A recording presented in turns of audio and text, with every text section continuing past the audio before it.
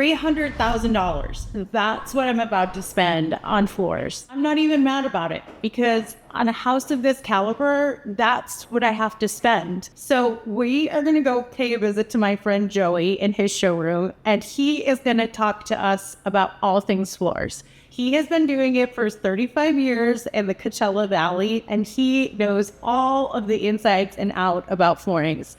You would be shocked at how many people get it catastrophically wrong. So let's go head to the showroom and meet Joey.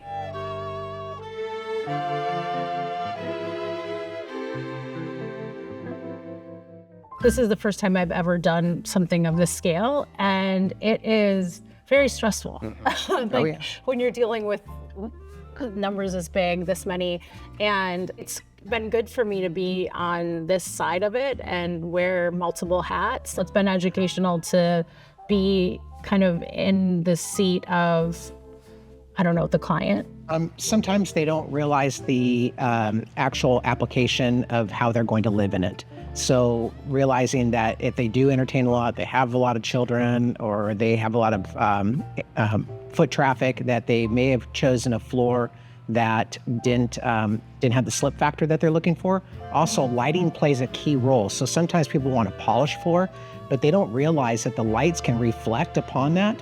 Or if they have big open wide windows, and if it's a polished type floor, those are going to reflect the light as well. So most times, most people now use something matted because they want to stay a little more neutral. Sometimes people want to try to have every room outdo themselves, where staying a little more neutral. We see sometimes people are going more neutral now and keeping things more throughout the house rather than trying to redo everything. So sometimes it's a thought of, did I do too much color? Also on exterior, the biggest thing that we see is everyone wants this white, clean looking floor, not realizing, especially the UVs out here, it's going to be blinding. And so they have to keep into consideration their orientation of their home in the sun, because if it's too light outside, they're going to need sunglasses outside. Even indoors, the sun, if it's beating on flooring all day, it will just warp and it will fade your flooring like really, really quickly. That sun is intense out here. So not anticipating the reflective value and how quickly it can fade your flooring, whether it's flooring or your door handles, or just really not thinking about the sun. Also not preparing your surfaces correctly. Like if it's wood, using the wrong underlayment, or not keeping your home cool enough and the flooring warps, or not getting a proper installation of your tile. And so the floor is not laid properly, and so you're not happy with the tile. These large format tiles are really hard to install, and so if they're not installed correctly, I'm sure I don't know if you've seen it, but I've seen it where slippage. Yeah.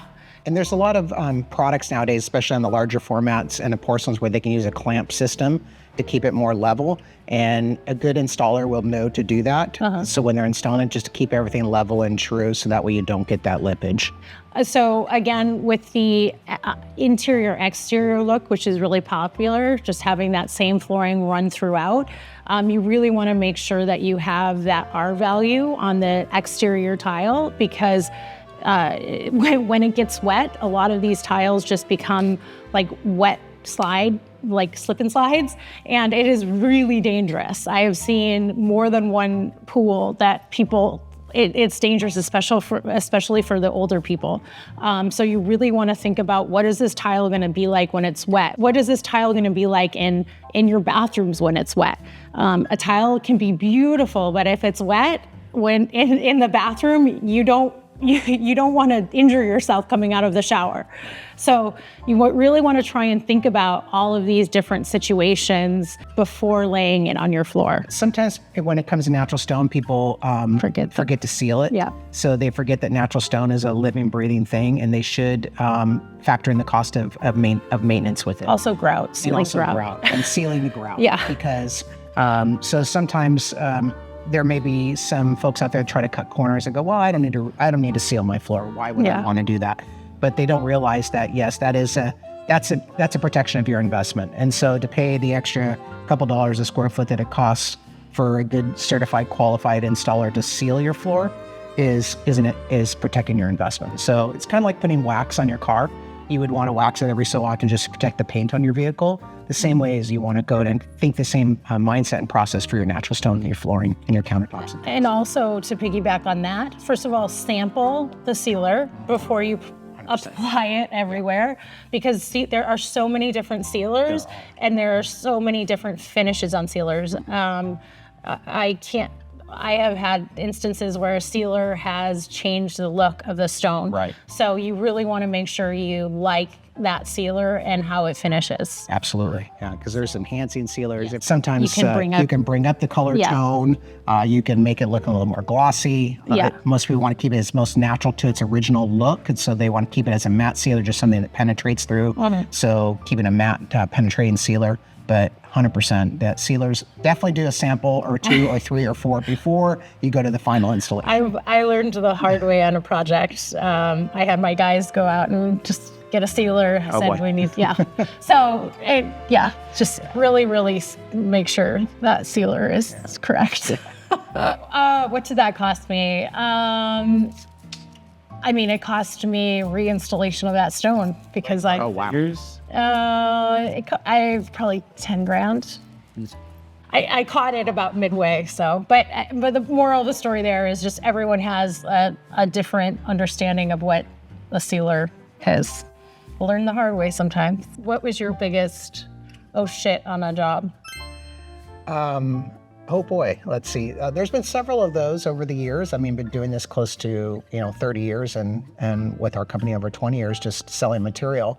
I would say with them not having the vision is what the material was going to look like at the end of the day. And so when it arrived as specified, as sampled, and then all of a sudden realizing that they had gone through a couple different interior designers through the process of their build, and all of a sudden the original look that they were looking for changed.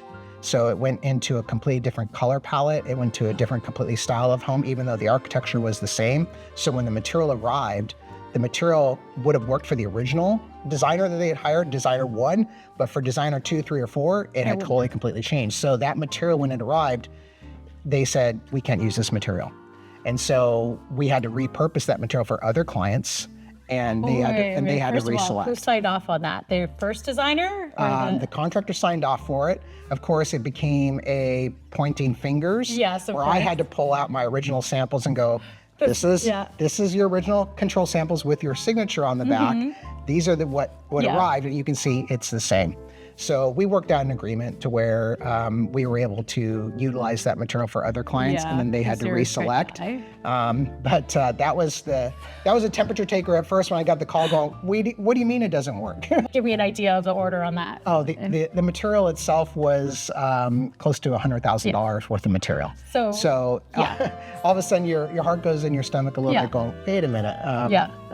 It's not a small amount of oops. What has been your favorite project? It's hard to pick a one favorite, but there's a list of favorites that make me pinch myself to go, I can't believe I'm doing this. And I get to work in these projects with these people, and I've chosen this career. Definitely enjoy the process. So I think seeing it come from concept to seeing it come to fruition at the end of the day is the most fulfilling. And seeing the journey along the way that with the client being happy and seeing that design vision come together at the end of the day has been a huge reward. Especially you can tell the projects that are different, that where everybody's on point and everyone's on a team. The painters on point and on team. The drywall, the framer, the concrete guy, the stone guy, and everyone is in unison. And because we do live in the Coachella Valley, it's still a small town. We all kind of know everyone, right? So it's like when the team gets, the quarterback pulls the team together and they're on a job site. It's like, oh, you're on the job. Okay, great. I know the painter is going to be respectful of the stone guy. He's not going to put a ladder on top of the stone top that just got laid. And so it's like a dance. That dance and that synergy that happens between the subcontractors and the GC and the client to pull it all together and they're like, we just recently did a home out in Madison, and the client threw a party at the end and did a full-on catering for all the sub-trades. And it was awesome to see the amount of pride that everyone and the happiness that was there. And it's like, this home was made I would say was made from love or made from happiness. Yes. And you can feel it in a That's house. the goal. You can feel in a house. There's a difference between maybe a contractor that's not nice to his sub-trades and, everyone's just like, I just want to get through this one. And other clients like yourself that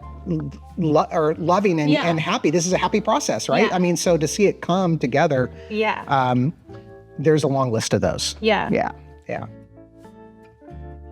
Drop something down it and it was to break, you have to pretty much take that piece out. With natural stone, you can grind it. You can fill it. The imperfections in natural stone gives it what it's the charm. This is for you because my husband will be the one that spills the red wine. This is gonna suck up red wine.